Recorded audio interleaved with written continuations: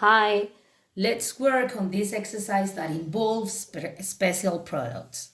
As you can see, this is the square of a difference.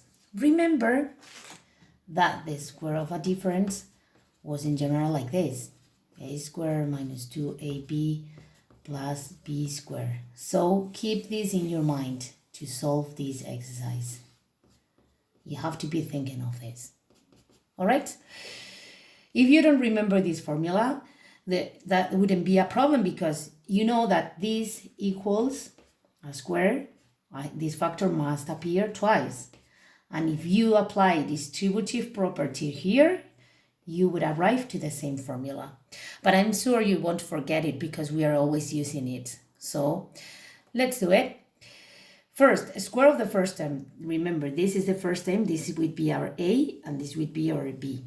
If we square this term, since it's inside a square root, the square root will cancel out with the square. So the square of the first term would be this. Then minus twice the product of the first times the second. So I have to copy the first. 5 square root of 2 minus 1 times the second. Plus 1. Make sure it is clear what's inside the root. So in this case, for example, this radical is too short. So I have to make it longer. And then plus the square of the second. If I square this root, the root will disappear. So I have to write this. Let's try to operate here. This is a big term. We'll work on it later. But here, observe, you can add this with this because they have the same radical. They are similar. And the result is 5 plus 5, 10 square root of 2. And then minus 1 plus 1 is 0, so they disappear. So I copy minus twice. I have to multiply these two radicals. Since they have the same index, I can do it. So let's place them together inside the same radical. Observe that brackets are compulsory because what's inside this multiply what's inside this. Everything multiplies everything. All right?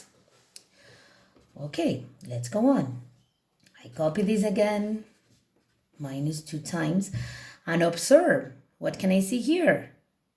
This is an addition times a subtraction with the same terms. So this is another special product. Remember that in this case, if I have an addition times a subtraction, the result is square of the first minus square of the second. So let's apply it here. I have to do the root. Be careful with this. The first term's square. So when I have, remember this as well. Too many things to think of. But it's not difficult, you know. So if I have a product raised to a power, remember that the first factor must be raised to the power and the second as well. So here, if I have to square this, I have to square this factor and this factor. This square equals 25 and this equals 2. So the result is 50. Minus the square of the second, that is 1 squared, so 1. And again, I copy this, minus 2 times 50 minus 1 equals 49, and square root of 49 equals 7. So 2 times 7 equals 14, and I cannot do anything else because I cannot mix these two terms together. If I try to subtract, this has a radical and this has not. So this is the end. I hope you liked it and that you understood.